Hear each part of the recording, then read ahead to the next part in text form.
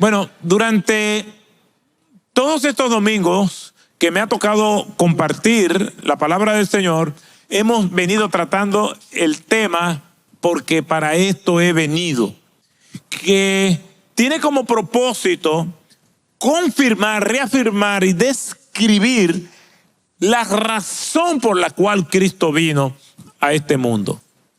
No todo el mundo tiene el mismo criterio acerca de quién es Cristo. Cristo es el centro de la historia. Es alrededor de Cristo que giran todas las controversias, hostilidades o también, en el caso nuestro, gira toda nuestra adoración. Cristo es controversia porque cuando tú hablas con un hindú y tú le dices, yo creo en Dios, a él no le está mal.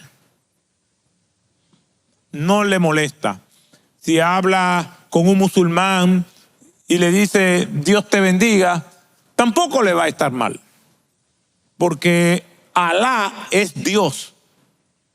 Entonces, no es que ellos tienen una concepción, en el caso de los musulmanes, en el Dios de la Biblia completa.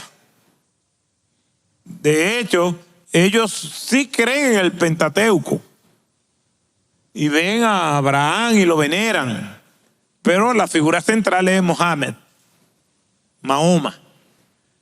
Entonces, pero si tú le dices Dios, un artista que hace canciones que blasfeman el nombre de Cristo, que tiene letras que van en contra de la moral y la buena costumbre, al recibir el premio, al final dice, Dios le bendiga.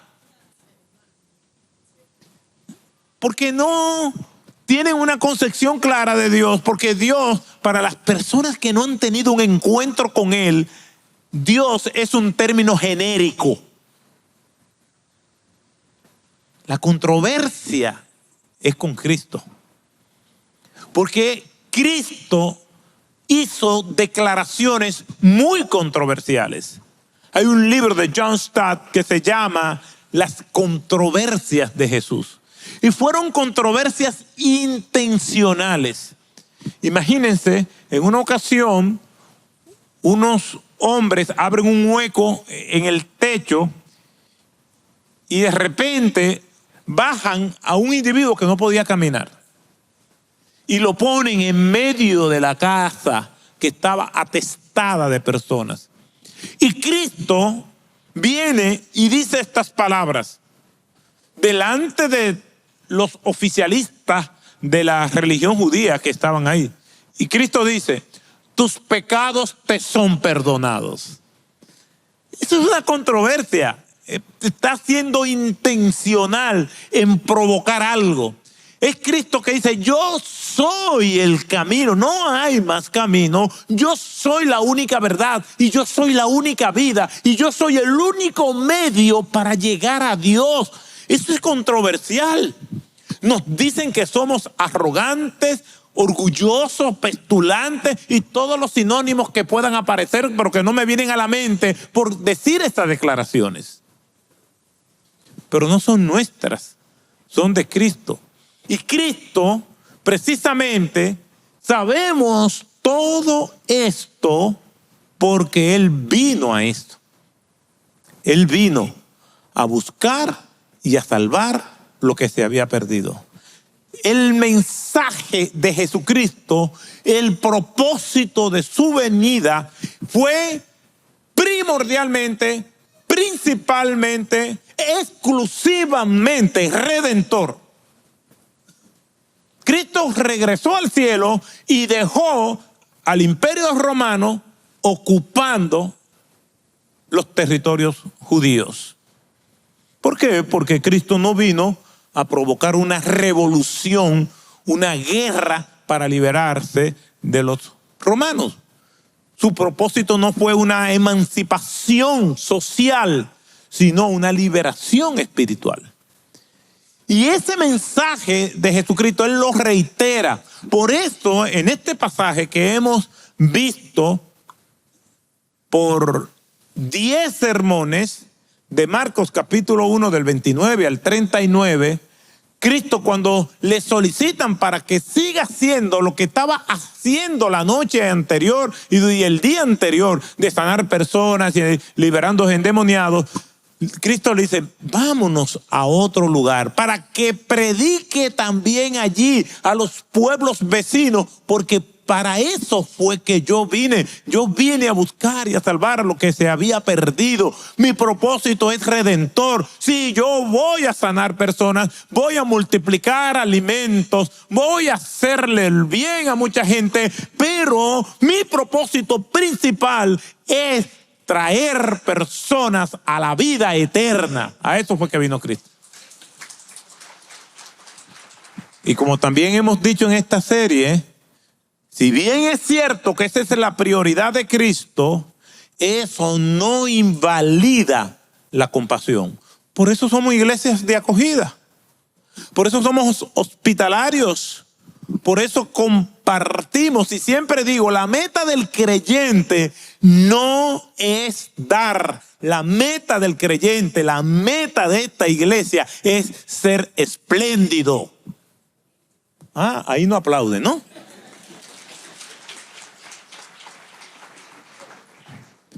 Entonces, la semana pasada vimos que Cristo vino a proclamar el evangelio. El contenido de su mensaje es el evangelio. Y vimos que el término evangelio tiene dos usos en los evangelios o en el Nuevo Testamento. Un uso ampliado, general, que normalmente en el libro de Mateo se le llama el evangelio del reino, donde las personas ciertamente reciben el evangelio, y al recibir ese evangelio del reino, no solamente se benefician ellos, sino que benefician a todo el que está a su alrededor. ¿Cuántas personas son de bendición para su propia vida y para la vida de los demás simplemente por tener a Cristo? Los conceptos de orfanatos, los conceptos de asilos de ancianos, los conceptos de hospitales, la Cruz Roja, todo eso viene por personas que fueron impactadas por el evangelio, y ese evangelio del reino y ese gobierno de Dios sembrado en sus corazones vino a ser de bendición para otras personas. Y Mateo lo usa constantemente. Mateo capítulo 4, verso 23. Y recorrió Jesús toda Galilea, enseñando en las sinagogas de ellos y predicando el evangelio del reino y sanando toda enfermedad y toda dolencia en el pueblo. Ese es en el sentido amplio. Los reciben, y aún aquellos que no reciben el evangelio son beneficiados por ese evangelio del reino que tienen los creyentes por ser parte directa del reino de Dios. ¿Y qué es el reino de Dios? Sintetizado, resumido de manera escueta y concisa, es el gobierno de Dios en nuestros corazones. Pero hay un uso más restringido y más claro, y es el que tiene que ver que el evangelio es recibir el mensaje de Cristo para el perdón de nuestros pecados, para tener salvación. Y normalmente se le llama el evangelio de la paz porque nos reconcilia a nosotros con Dios. ¿Y qué quiere decir esto? Que el ser humano nace en rebeldía con Dios. Hay una sentencia judicial en contra de toda la raza humana, y esa sentencia judicial dice que somos condenados, estamos perdidos, somos forajidos, somos aquellos que están huyendo de la justicia de Dios. Por eso, cuando nosotros vemos en Efesios capítulo 2, nos describe la condición del ser humano, que soy reiterativo en usar esa imagen porque es una manera que tengo de manera gráfica de describir cómo es la condición del ser humano, espiritualmente hablando. El ser humano no nace en una cuna y lo colocan allí en una cuna. El ser humano espiritualmente, su cuna es un ataúd. Y ese ataúd está rodeado de cadenas. Y ese ataúd no está en una habitación hermosa con un carrusel dando vueltecitas y el bebé. No, nada de eso. La habitación es una celda. Es la manera en cómo yo veo y grafico la condición del ser humano. ¿Por qué? Porque la Escritura dice que nosotros nacemos muertos en delitos y pecados. Estamos muertos espiritualmente. Y dice la Escritura que nosotros nacemos esclavos porque el Señor dice, si el Hijo os libertare, seréis verdaderamente libres. Y Cristo dijo, yo soy el camino, la verdad y la vida. Es decir, nos va a dar vida, nos va a dar la verdad, nos va a conducir al Señor. Y dice, y conoceréis la verdad y la verdad os hará libre. Tenemos demasiadas imágenes literarias, metáforas que describen la condición del ser humano sin Dios. Pero ese ser humano está esclavizado, está muerto y no puede sentir sus cadenas. Solamente siente las cadenas el que se mueve. Las personas ven las cadenas, pero no saben que la tienen. Están en un ataúd, pero no se dan cuenta porque están muertos espiritualmente. La Escritura dice, hablando acerca de la persona que no tiene al Señor, porque el hombre natural, así le dice el apóstol Pablo, a quien no tiene a Cristo, porque el hombre natural, refiriéndose a hombres y mujeres, no percibe las cosas que son del Espíritu de Dios, porque no las puede entender. Note la diferencia en no poder y no querer. El texto no dice porque no las quiere entender, porque ahí habla de que él tiene una facultad de entenderla, pero que a él no le da el deseo de entenderla. Pero no es lo que dice el texto. El texto lo que dice es que no las puede entender. ¿Por qué? Porque está muerto. ¿Por qué? Porque es un esclavo. Y como muerto, él no puede darse vida. Y como esclavo, en el contexto del Nuevo Testamento, donde existía la esclavitud, era imposible para el esclavo hacerse libre. La esposa del esclavo era esclava, los hijos de ellos eran esclavos, los nietos de ellos eran esclavos y todos propiedades del amo. Y el amo podía hacer con esos esclavos lo que él quisiera. Podía tomar la esposa del esclavo y tenerla para sí. Podía tener sus hijas, podía tener sus nietos, podía tener sus bisnietos y no había ningún reclamo. Y esos esclavos, como propiedad de los amos, pasaban de generación en generación. Aquello era terrible. Y el movimiento moderno de emancipación de la libertad de los esclavos precisamente comenzó con un cristiano que vio odiosa la esclavitud como nunca se había visto.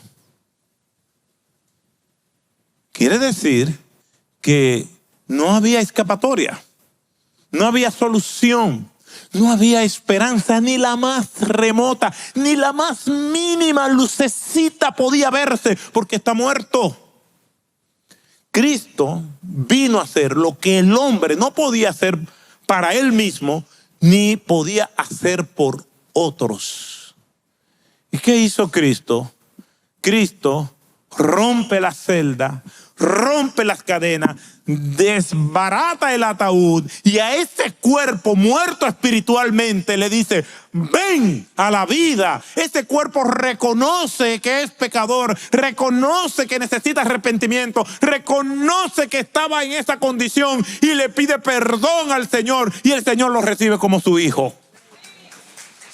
Ese es el mensaje de Cristo. Y el mensaje de Cristo entonces es la misión de la iglesia. hacemos obras de compasión, hacemos obras de misericordia, hacemos obras para el bien colectivo, como resultado del amor de Cristo derramado en nuestros corazones hacia el prójimo. Pero de nada nos sirve a nosotros darle pan a alguien y que llene su estómago si no le predicamos el evangelio a esa persona. Porque se va a ir con el estómago lleno, pero para el infierno. Entonces, a esto vino Cristo. En el libro de los Hechos, capítulo 10, verso 36 en adelante, nos dice que Dios envió el mensaje a los hijos de Israel, anunciando el evangelio de la paz por medio de Jesucristo. Ese es el concepto del evangelio en su forma más restringida.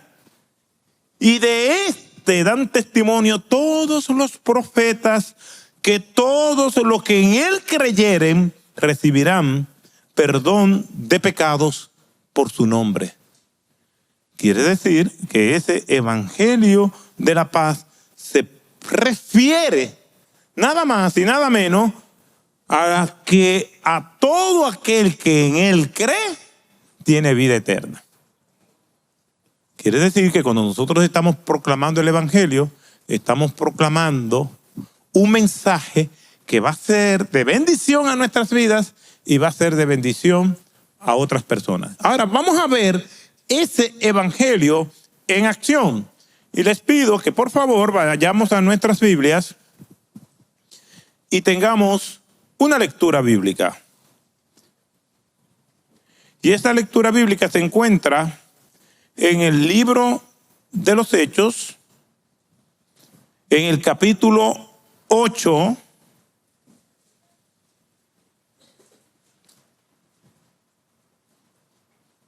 y vamos a leer algunos versos que servirán de punto de partida.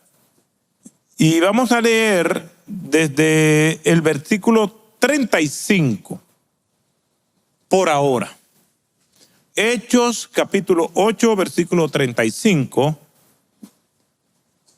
Y dice de la siguiente manera: entonces Felipe abrió su boca y comenzando desde esta escritura, le anunció el evangelio de Jesús.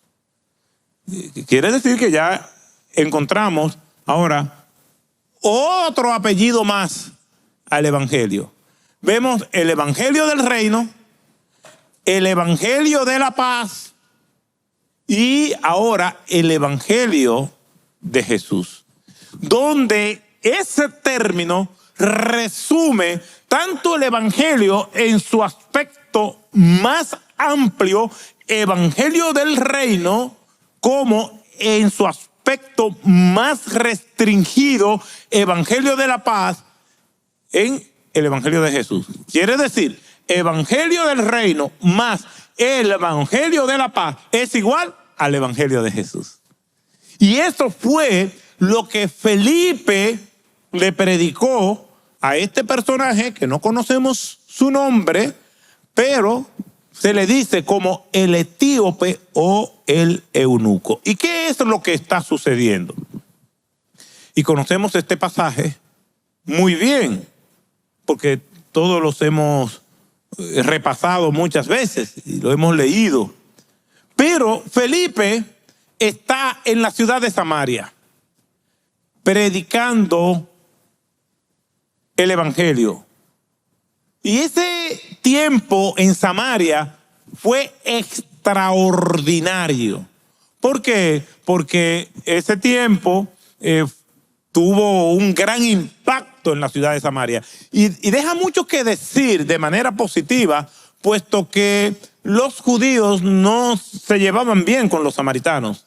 Quien rompe con ese prejuicio es nuestro Señor Jesucristo. Cuando nos dice en Juan capítulo 4, versículo 3, que Él, estando en el sur, en Judea, iba rumbo a Galilea, que estaba en el norte, y dice literalmente en Juan capítulo 4, verso 3, que salió Jesús de Judea rumbo a Galilea, pero le era necesario hacer una escala en Samaria.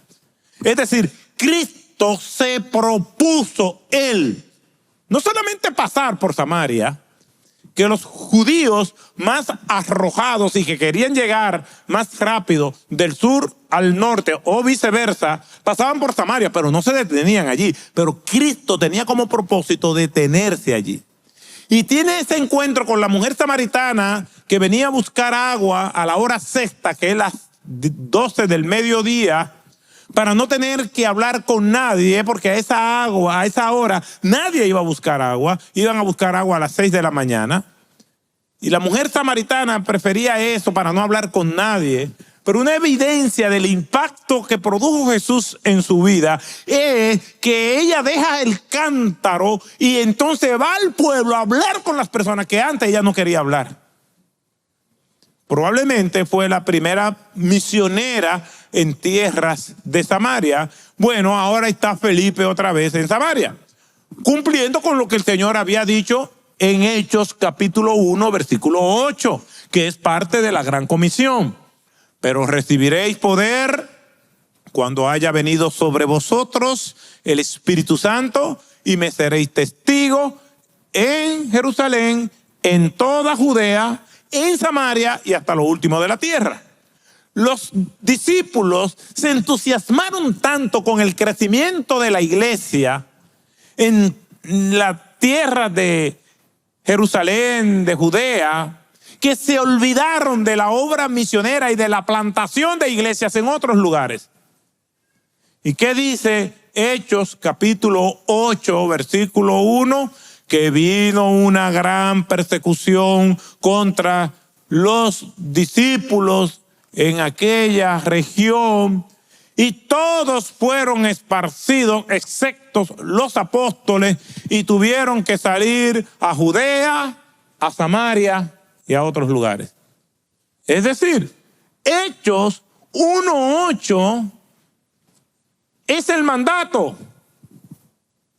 Pero cuando los cristianos no quieren cumplir con Hechos 1:8, Dios le manda Hechos 8:1.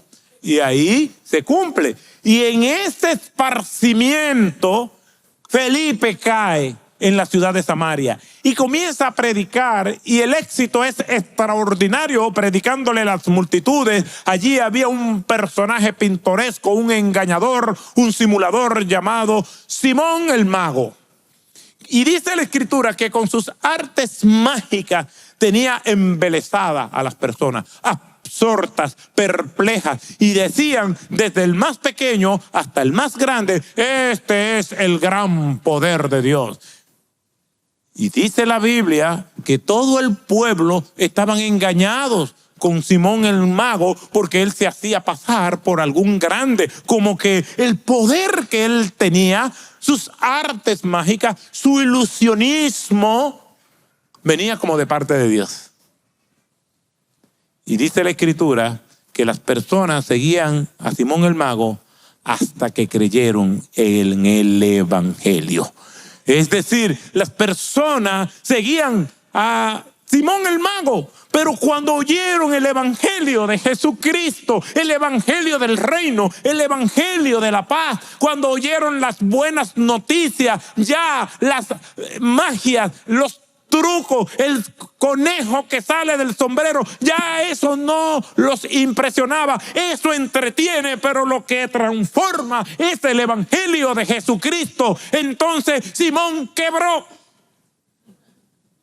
Y Simón haciendo todo tipo de magia, y allí no había nadie. Y con Felipe escuchando el poderoso evangelio del reino, fuego descendiendo del cielo para que creyeran y quemaran los corazones y ardieran por el mensaje del evangelio. Entonces hubo un gran alboroto en la ciudad de Samaria. ¿Por qué? Porque escucharon el evangelio. Estamos aquí para que nos hablen del evangelio. No para que nos hagan cuentos, no para que venga una persona a entretenernos y a venir y a decirnos cosas que en nuestra carne son apetecibles. No que vengan a decirnos, el Señor me dice que te va a ir bien. El Señor me dice que tú vas a prosperar, pero ven primero, prospérame a mí. No. Lo que transforma vida es el evangelio de Jesucristo. Un mensaje puede entretener, pero solamente el evangelio es lo que transforma. Decía ahí en Bounds, hablando incluso hasta de un mensaje correcto, de un mensaje bien elaborado, incluso un mensaje verdadero. Pero si el portador era un impostor, no iba a servir de mucho. Y cito ahí en Bounds, un mensaje puede ser bíblicamente correcto, homiléticamente bien estructurado, exegéticamente bien elaborado, puede ser aromático, puede oler bien, como las hermosas flores apostadas sobre un ataúd. Cierro la cita. Aquí Felipe está predicando el evangelio. Pero el Señor llegó un momento que estando en Samaria le dijo, mira, ahora ve a otro lugar. Y mueve a Felipe de predicar a multitudes en una ciudad, ahora lo envía a predicarle a una persona en un lugar desértico. Porque el Señor es soberano. Y aquí vemos entonces en este pasaje varias características de ese evangelio de Jesús. Primero, el evangelio de Jesús es una iniciativa del Señor. Miren que el ser humano ha inventado muchas cosas que nos alegran la vida y nos hacen la vida más fácil. Si la salvación fuera por obras, hay muchas personas que estuvieran en el cielo por sus buenas obras, aunque no creyeran en Cristo. El que inventó el aire acondicionado, hermano. El que inventó el ventilador, el abanico, le vamos a dar un premio de consolación. Pero el que inventó el aire acondicionado en estos días de tanto calor, un hermano de los que vino me dice, wow, y aquí en Santo Domingo siempre hace tanto calor. Aquí no hay 4 estaciones. Digo, no, aquí solamente hay 2. Dice, no, porque en mi país está primavera, verano, otoño e invierno. Dice, de esas, aquí nada más hay 2. Y es verano e infierno. No hay más. Entonces, el que inventó el aire acondicionado, óigame, qué bendición. Si nos vamos a la tecnología médica, el que inventó la anestesia. Yo no sé, en su juventud, ¿a cuántos de ustedes, o en su vejez, le dolió una muela? Y cuando venían tocándole, ¿cuál es que te duele? ¡Ping!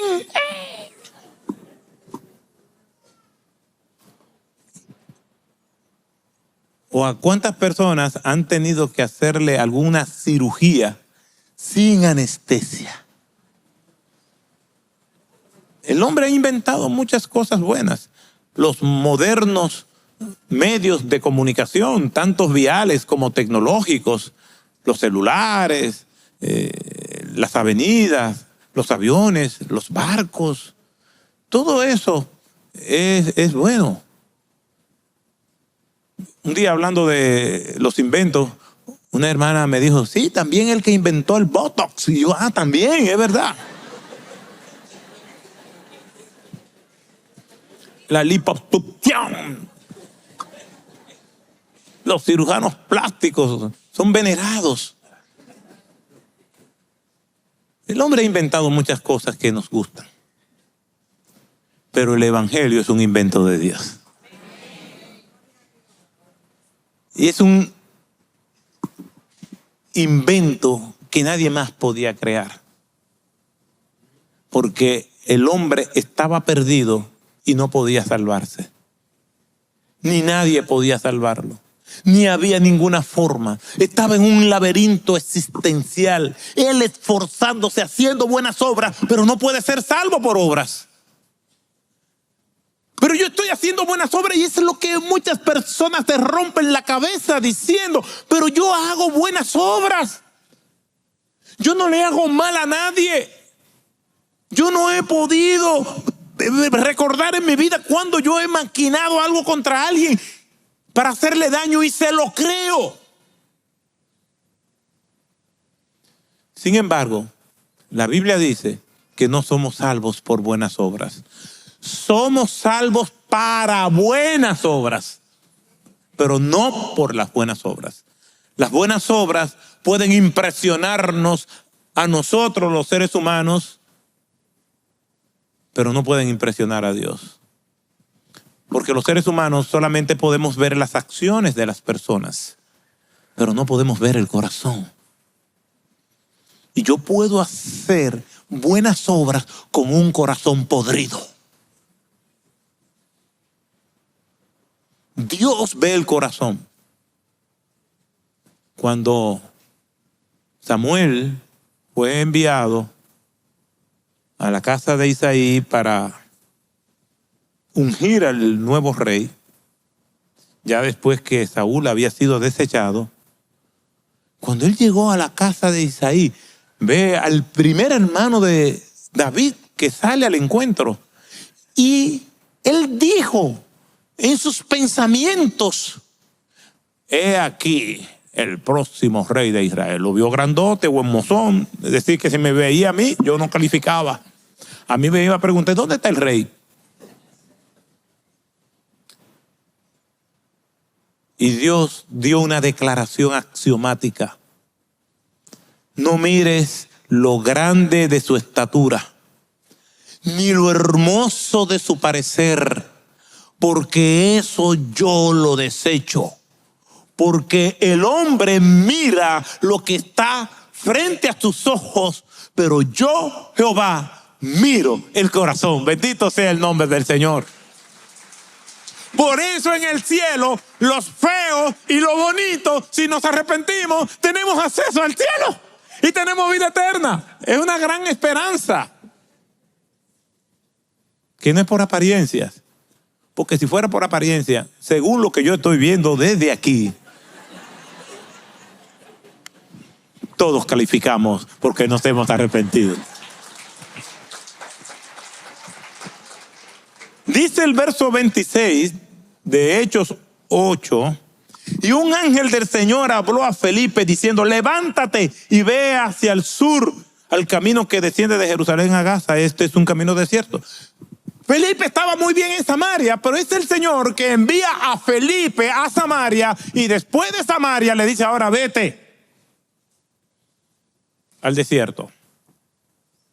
¿Por qué? Porque el evangelio es una iniciativa de Dios. Es Dios quien toma la iniciativa de venir a buscarnos. ¿Qué es lo que dice Jesucristo?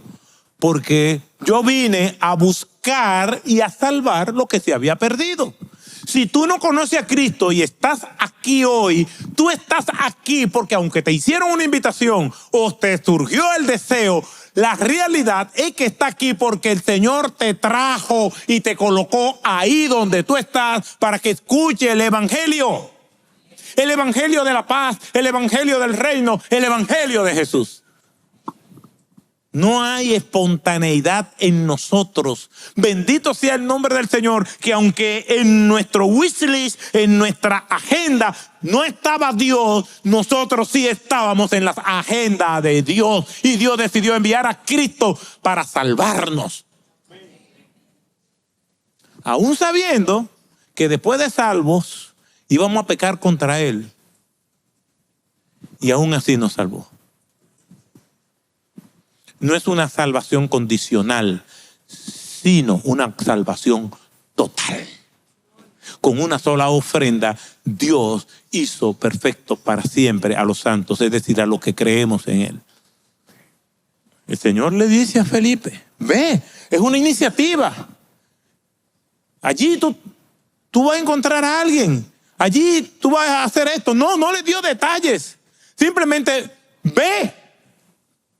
Porque la historia de la redención es Dios buscando al hombre.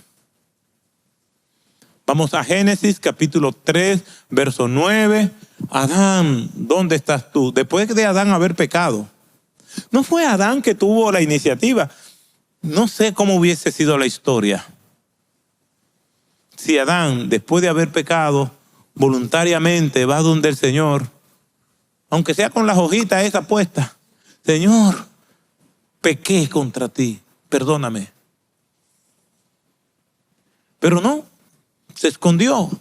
Y se oía la voz de Dios retumbando en el Edén. Adán, ¿dónde estás tú? Adán, ¿dónde estás tú? Esa voz de Dios que estaba en la cumbre del Sinaí, que hacía descender rayos y centellas y que temblaba la tierra. Esa voz de Dios diciendo, Adán, ¿dónde estás tú? Debió causarle pavor a Adán. Pero era Dios buscando a Adán. Es Dios buscando a Abraham.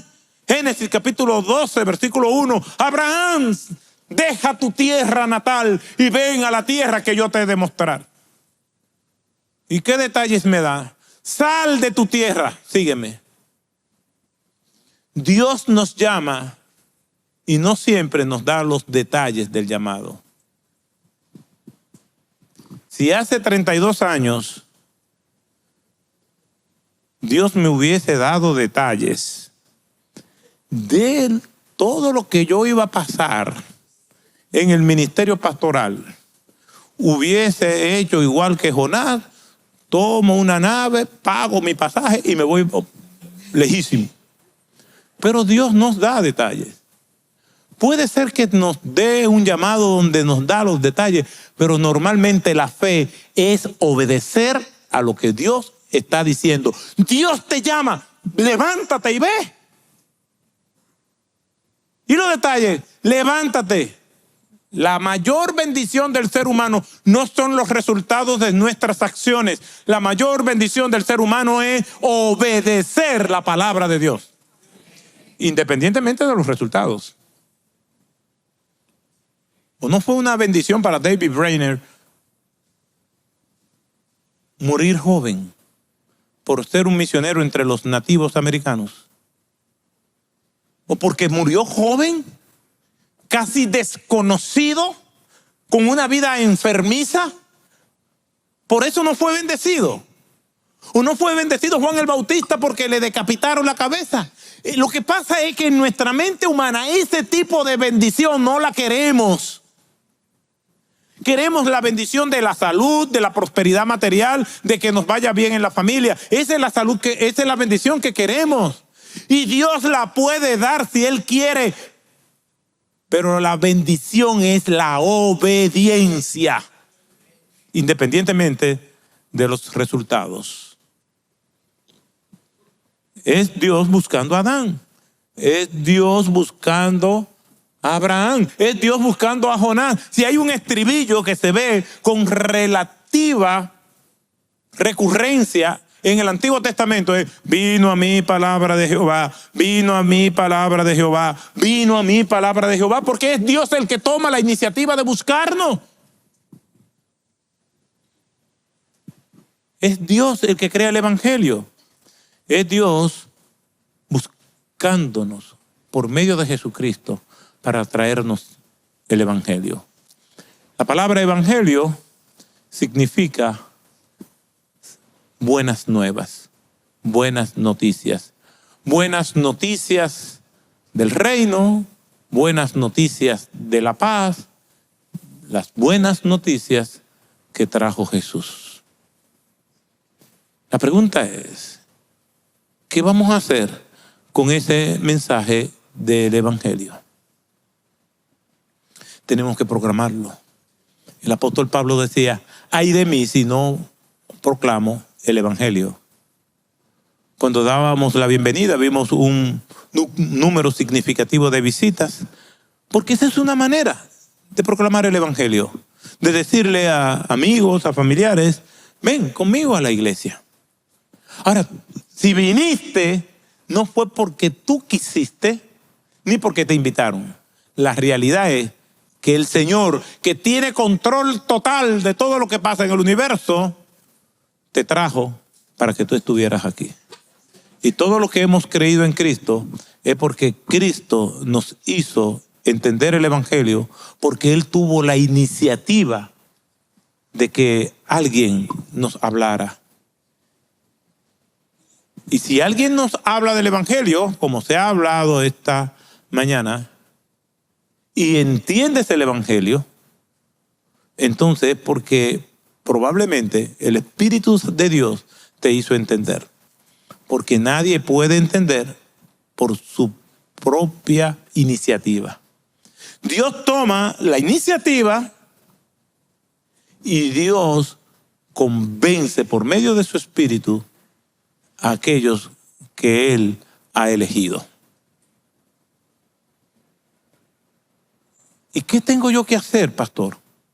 Bueno, si tú entiendes que naciste pecador, si tú entiendes que estaba en la celda, dentro del ataúd, y que Cristo vino a este mundo a romper los barrotes, romper las cadenas, destrozar el ataúd y decirte, tú eres pecador, y en ese momento tú tienes entendimiento y quizás como nunca antes en tu vida, tú entiendes que eres pecador, pero Cristo a la vez te dice, yo te puedo perdonar de tus pecados, porque cuando yo morí en la cruz, estaba muriendo para que personas como tú tuvieran salvación. Y salga de esa ataúd, y estas cadenas jamás vuelvan a tu vida. Entonces tú dices, sí, yo creo que tú moriste por mí en la cruz. Y yo quiero que tú me perdones por todo este tiempo que yo he estado en esta prisión. Y yo quiero dedicar mi vida a ti. Si tú entiendes que ese mensaje es para ti y tú entiendes que es necesario que urgentemente tú vengas a Cristo, entonces probablemente el Señor tiene propósito para tu vida.